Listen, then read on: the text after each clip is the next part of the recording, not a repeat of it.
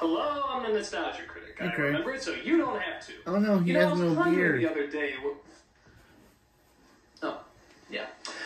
You might be wondering why I don't have a beard to stroke while I ponder. Well, that's because I made a very foolish bet the other day and asked that guy with the glasses. I bet him that John McCain would win this recent presidential election instead of that other guy, I forget his name. I think he was on the news once. So, since I lost that bet, I had to go ahead and shave my beard off. What can you do? Well, I hope you're happy, Mr. Glasses, sitting there all high and mighty in front of your bookcase. Hello? Oh, hello, hey. Didn't hear you come in. Wait a minute, why did you shave your beard? I thought the contest was if McCain lost, I had to shave it off. No, I thought the contest was if I didn't post the video with the contestants answering the questions in a week, I'd had to shave my beard.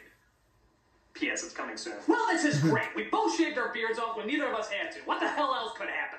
Hello? Hey, Chester. Hey, Chester. Well, why the hell did you shave your beard off? You weren't even part of the contest. I just wanted to belong. I saw everyone else shaving their beards off, so I decided to too. Will you guys be my friends now? No, God. How'd you shave that thing anyway? I didn't think you had a razor. I put cheese whiz all over my face, and then I let loose a bunch of hungry rats. They were so happy, I named them all Daryl.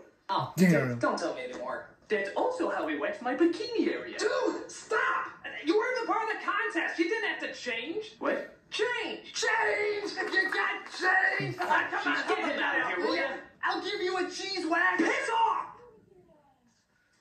Just to let you know, that video is coming, I assure you. Get out of here! Oh, right. This is that guy with the glasses saying there's no such thing as a stupid... Oh. Great, so I shaved off my beard for nothing. What a waste. Well, even though I will no doubt grow another one, I can't help but feel saddened by the loss of my cherished friend. He's been on my lips for years, and now, with a whisk of a razor, he's gone. I am not usually a sentimental person, but I feel it only necessary to pay homage to the first and original beard that has been on my face for what seems like eons. So, you wonderful scraps of face fuzz, this is for you.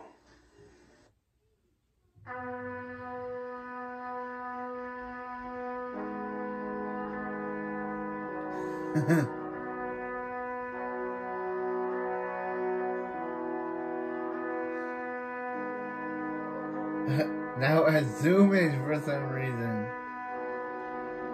And what? No, please. And now there's a sticker.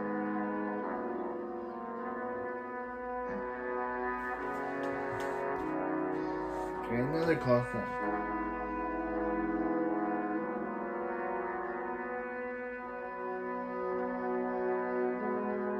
Beardy.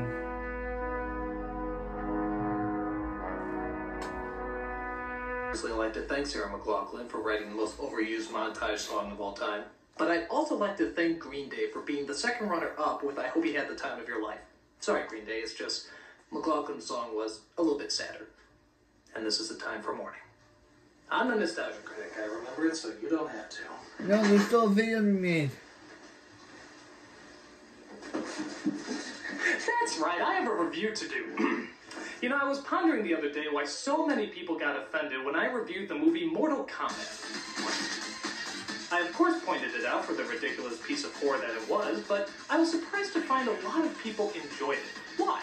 I mean, okay, it's certainly not as bad as some other films I've reviewed on here, but why do so many people consider it a satisfying movie?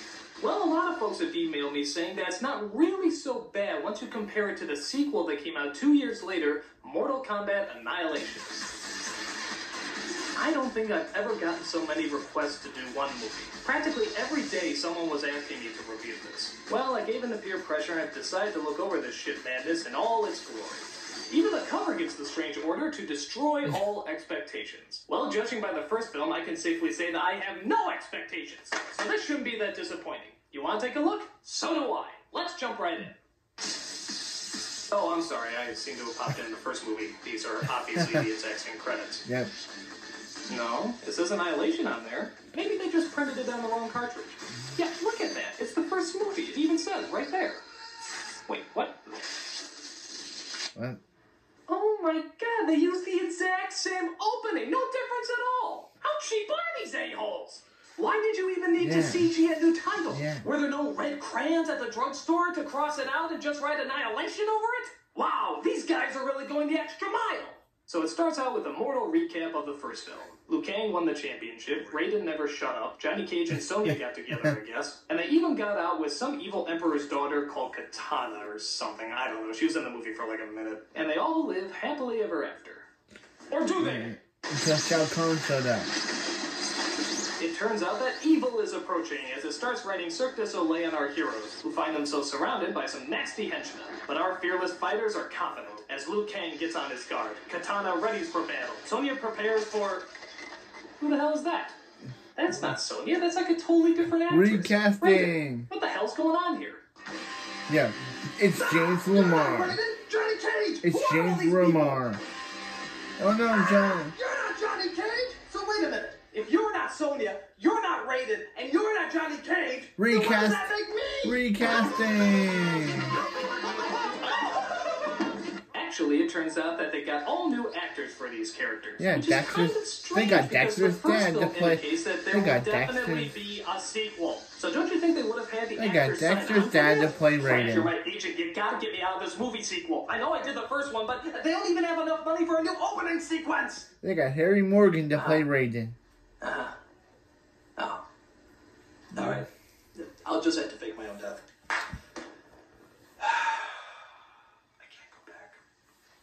So we certainly see a bunch of lightning and cool-looking creatures, but just who are these sideshow rejects who are threatening our heroes? The earth was created in 6 days, and on the 7th day, mankind will rest in peace. Oh God, Jehovah's Witnesses. Oh, No, it turns out that all these baddies are working for the evil Emperor of Darkness. What's his name? Shao Kahn. Ah, yes, Shao Kahn, the only evil overlord who dresses up like McGruff the crime dog. As long as the portal remains open, your world becomes my world. And take a bite out of crime. He's also accompanied by his queen, Sindel, who also happens to be Katana's mother. Did she give birth when she was 2? Oh The no. Emperor fights Raiden as he makes fun of his George Washington haircut, as they show off their effects that are so lame that even the angry video game nerd could pull them off. But Cage wants in on these crappy Photoshop effects and enters himself into the battle. But that turns out to be a bad idea. Johnny Cage dies in the 2 minutes. Johnny Cage dies? Yeah. This film's looking up already! How soon do the other characters get it? So the rest of the heroes escape the Emperor by entering some sort of underground cave. Here, Raiden tries to explain exactly what's going on. I believe he has resurrected your mother to keep these portals open indefinitely. By reuniting you with her, Yes, His spell will Dexter. be broken. You must. your mother's soul will be at peace. Yes, Dexter. And his I portals am closed. Isn't it Raiden. cute they think we give a crap? How could the elder gods allow this? I do not know. But kombat must be stopped or your world will perish. I beat Shang Tsung like I beat Khan. You are no match for Khan. If anyone's going to kill Khan. Alright, enough with the Khans! So the story is actually kind of hard to follow. I guess they have to split up and roam between the realms of the human world and Outworld as the Emperor slowly merges the 2 worlds together. Their goal, I guess, is to just find a way to stop the Emperor and his evil queen. Sounds simple enough. So how are we gonna travel? By using the cage ball from American Gladiators, of course. Just watch these things move. And that's not my crappy editing or anything. That's really how they move. Look at these things. It's like taxis for gerbils. On top of that, 2 people have to ride on it, facing each other, thrusting forward, and heaving their bodies to make it go. This is like the most awkward amusement park ride in the world. When visiting Six Flags, be sure to ride the fuck ball. Hours of uncomfortable, unpractical, and all-around unenjoyable fun. It's like the Tunnel of Love, only it's a fuck ball. Must be at least this perverted to ride. Meanwhile, we cut to the Temple of the Emperor, where we see him discuss the takeover of Earth with his father. The merger has begun. Earth is under attack. And it is glorious! I am acting! Did you make Raiden beg for his life before destroying him?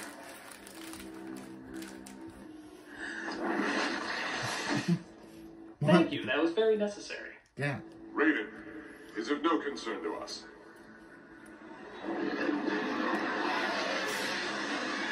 You let him there? I had no use for excuses. If broken the Get out of my sacred... personal space, floating! So Liu Kang and Katana are attacked by the only robot who wears dreads, as they continue through another action sequence where people are just jumping around on strings. It's like Crouching Tiger hidden bullshit. There's so many strings in this movie, I keep thinking there's a puppet master at the top of the screen. Pull the string! Pull the string! But then they're saved by a familiar face, Sub-Zero. Well, wait a minute, didn't he freeze to death in the first movie? You killed my older brother. Oh, that was his brother, 7 degrees Celsius. Okay, I get it now. You killed my older brother. So why did you help us? Because I hated him, he was a douche. We have a common enemy, Sub-Zero. You must help us. Well, now wait a minute, she just called him Sub-Zero.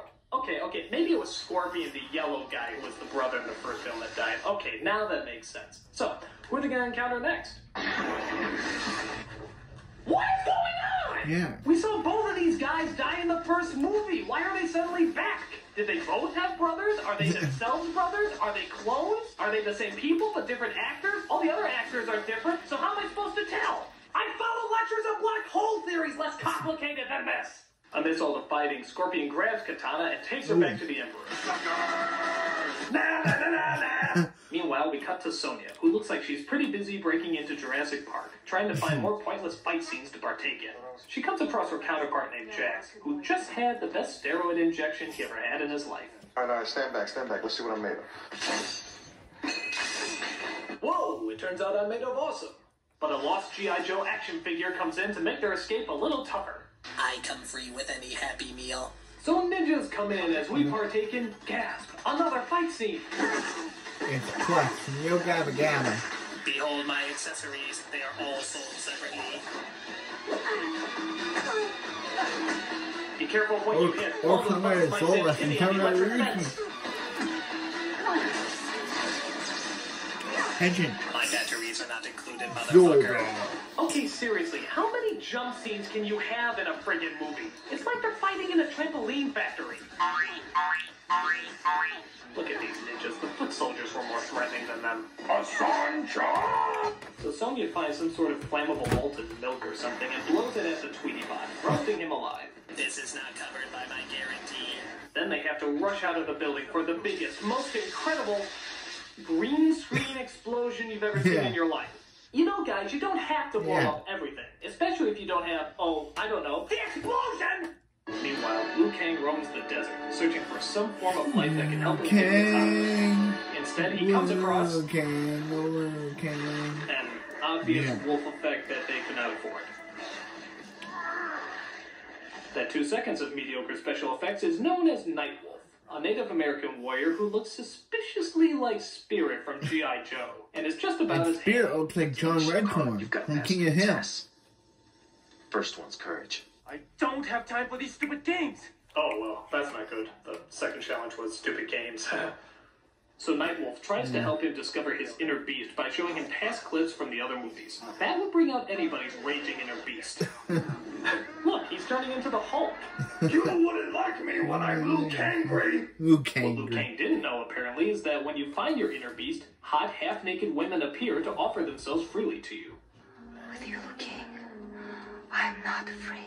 I can clearly see that. Yeah. No. My heart belongs to another. Your heart belongs to another? Who? What, Katana? That chick you've known for less than an hour? How does she own your heart? True, you just met this other woman, but give her a few minutes and you will have known her just as long. Unfortunately, the young lady doesn't take rejection well, as she transforms into a fearsome ninja and starts whooping Liu Kang's ass. Is it okay if we go back to having sex? So it turns out the young woman's name is Jade, and she was just testing Liu Kang. Yeah, that's it. To see if he would give in to temptation. He doesn't, so I guess she's joining him on his quest. I don't know, makes about as much sense as anything else. Meanwhile, we see Sonya and Jax as they too roam through the desert. There, they come across, here's a big surprise, someone else to fight! Katana? You wish. Oh, glad to meet you, you wish. I seriously cannot believe how many fight scenes there are. And how would you... I mean, look at this, it's just 2 women fighting each other, covered in mud.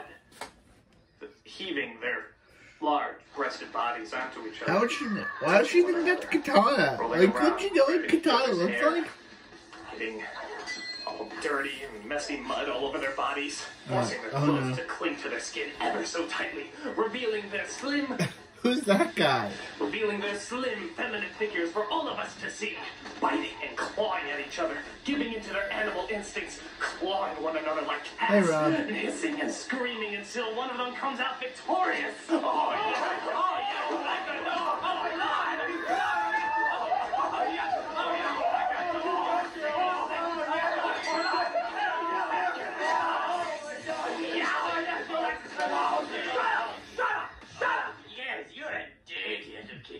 Just a dirty, dirty little kitty. Yes, you are. You're Oh, yeah.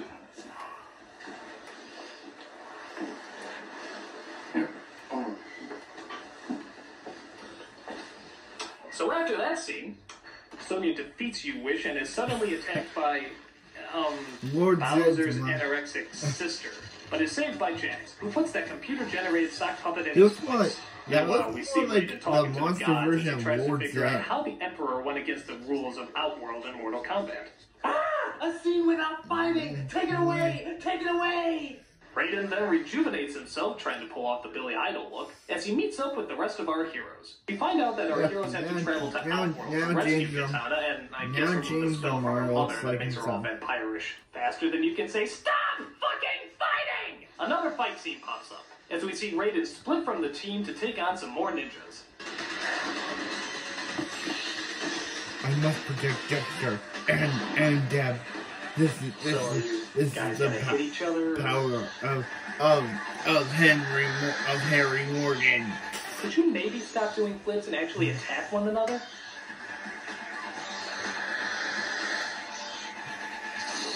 Will somebody just throw a punch? Crying out loud, this isn't Mortal Kombat. It's Mortal Ballet.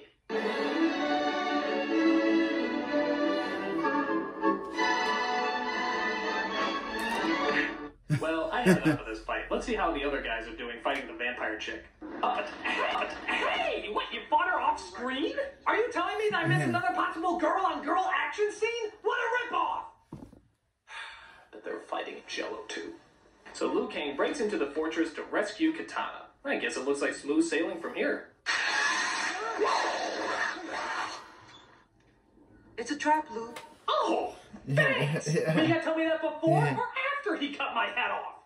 So Liu Kang fights the worst Spencer's costume he ever saw and gets Katana out of her cage. Here, Katana tries to use her magic to break her mother from the Emperor's spell. But her magic doesn't work, as the Queen escapes their grasp by doing her Wonder Woman twirl. So, what now? If Sindel is not the key to closing Khan's portals, then Khan has a higher allegiance. Wait a second. That tattoo, I've seen it before. It is a permanent mark that allows safe passage through the portals for the bearer and his passengers. You know, I think I just figured out one of the major problems with this movie. There's no story. There's just explaining. How do we stop Khan? Let me explain. Where do we go next? Let me explain. It's just explaining and fighting, and I get enough of that from my own government. So please, explain to us why you have that tattoo. My father is an elder god. If your father's an elder god, what does that make Khan? Shao Kahn is my brother. Alright, enough of these cliches. Let's just jump to the final fight scene where our heroes face off against Khan and his warriors. But wait a minute, why isn't Raiden coming? Well, I know. Perhaps he has some sort of Raiden listening to me this stop the Emperor, taking it by surprise. So, tell us, because Raiden, it's God his of brother, lightning, what's your strategy to help our team? I will pray for you all. Yep, he's really good. Get your ass in there, Thor! I mean, what, is he literally standing somewhere in the back shouting, "Don't worry, I'll bravely watch you die from the sidelines"? After he does some serious soul-searching, Raiden does finally come to his senses and fight his brother. Finally, a groundbreaking epic duel. God versus God, brother versus brother. An incredible battle that will no doubt be the highlight of... And now he's What dead. are you even in this movie? Game over. Thanks, Raiden's dead. Alright, so our heroes have to deliver the big fight as they use their martial arts skills to their full potential. I'm done. Best death ever. It's up to Liu Kang to stop the evil Emperor now, but in what way should it be decided? Will be decided as it should be. Immortal combat. Hell yeah!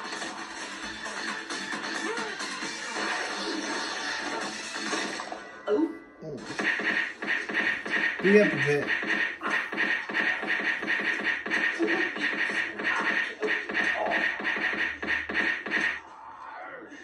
Mortal Kombat!